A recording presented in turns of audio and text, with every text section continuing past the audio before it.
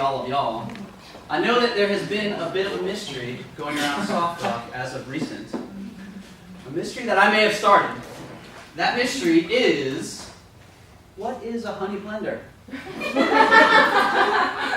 know. Now, I'm happy to say I have the results right here. I did some exhaustive research on Google. Some very useless information came from that research. My favorite is a very simple cautionary tale entitled, "Tried to mix honey with blender, wife unhappy." I didn't read any further. All I needed to see was that. No. A honey blender officially from the U.S. government is an individual who grades honey according to type, color, bouquet, and moisture content, and then blends various grades of honey to obtain a uniform product. Isn't that interesting? How many times you have that? Just one. No, the point of that is, because it sounds like a very interesting job. It sounds like one of those jobs you can never forget. And when I was younger, I had one of those jobs as well. You see, when I was about 15 years old, growing up in New Jersey, I worked at a very cleverly named chicken wing restaurant called Cluck You Chicken. I should say that it was actually called Cluck University Chicken, but when we answered the phone, it was Cluck You, pickup or delivery. Exactly. So dressing as a chicken was my first kind of W-2 generating job, and I was also somewhat of a horrible gymnast, so I would put on the costume, go out in front of the road, and tumble back and forth to try to draw people in. Now, you don't have to acknowledge it out in the open, but blink twice if you've ever watched the reality show The Jersey Shore. That's about what I thought. Now, for our purposes, that show really only serves to give us an insight as to how raucous the Jersey Shore actually was. I mentioned the rowdiness of the Jersey Shore because I had an unfortunate geographical coincidence, and that was being a kid dressed in a chicken suit, tumbling back and forth on a roadway that just happened to connect the Jersey Shore with New Jersey's most busiest highways, which was the Garden State Parkway. Now you would think people would be on their way back from the beach, they'd be tired, and they'd be hungry, and they would see me, and they would go, "I really could use a chicken wing. Thanks a lot, chicken." For the most part, you'd be correct. But there are also those individuals who would see me, and they would think, "I bet I can throw something and hit that chicken." So, on the frequent occurrences where I would be struck by a projectile moving at approximately 50 miles an hour, plus whatever the arm strength that the hero could produce, I would head inside, I would tell my manager, and he would always say the same three things to me, I remember. He would say, "Are you bleeding?" And I would say no. And he would say, "Is what they threw worth any money?" I would say no. And he would say, "Well, get back out there." So, later in my life when I was going through something difficult, I would just think about that kid in the chicken suit. I served in the Army during the relative peacetime of the late 90s, so really the most difficult thing I had to go through was basic training. But when I was going through something, I would think about that kid in the chicken suit. It kind of grew into a mantra. I remember while working as a firefighter, responding to all different types of calls, I would think about that chicken suit, and it would serve to calm me. Even later on, when I was getting cold feet before getting married to my lovely wife of now 4 years, or struggling through having a job and finishing college, 33 years old, which wasn't that long ago. I know what you're thinking. It wasn't that long ago.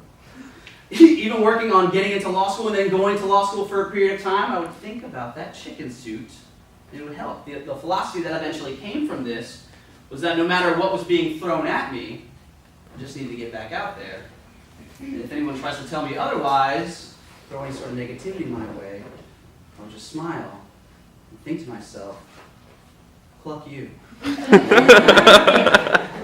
But that is not what we're here for. Let's give a round of applause for the graduates, because we're about to bring them up.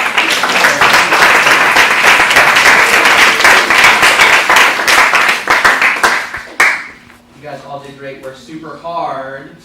Let's see. Do we have Holly in the audience? Or Amber, excuse me. Yes. Awesome. Round of applause for Amber, everybody.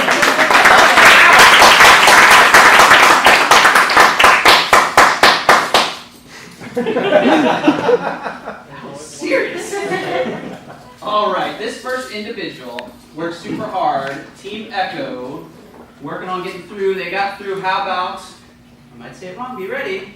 Aaliyah Cohen, come on up.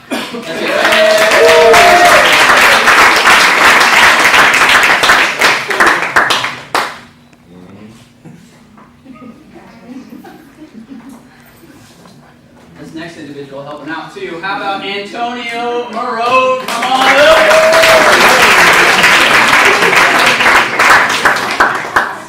AKA Muscles, one time for Muscles.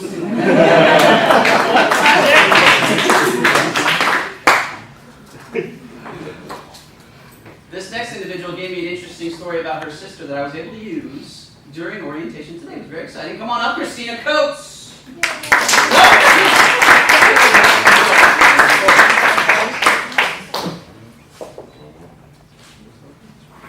That was all right. All right, how about Denise Bolanos? Come on up.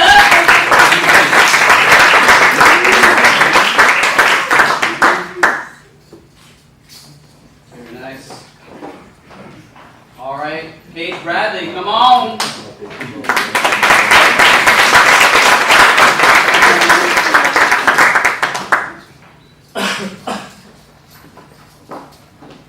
How about Paulette Alvarez? Come on.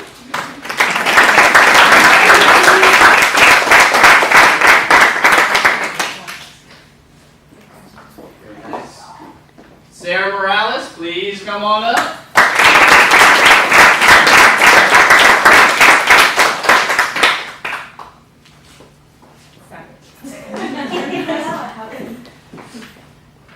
All right, Stacy LeBron, come on.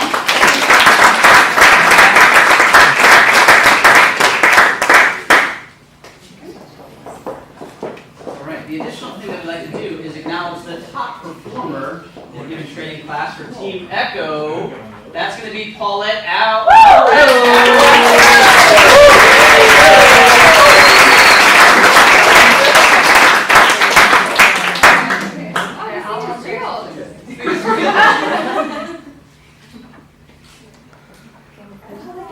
Also nominated tonight. We got to acknowledge and congratulate Team Echo. What we're going to do is try to slightly embarrass them. Yay! Through a video of song and pictures.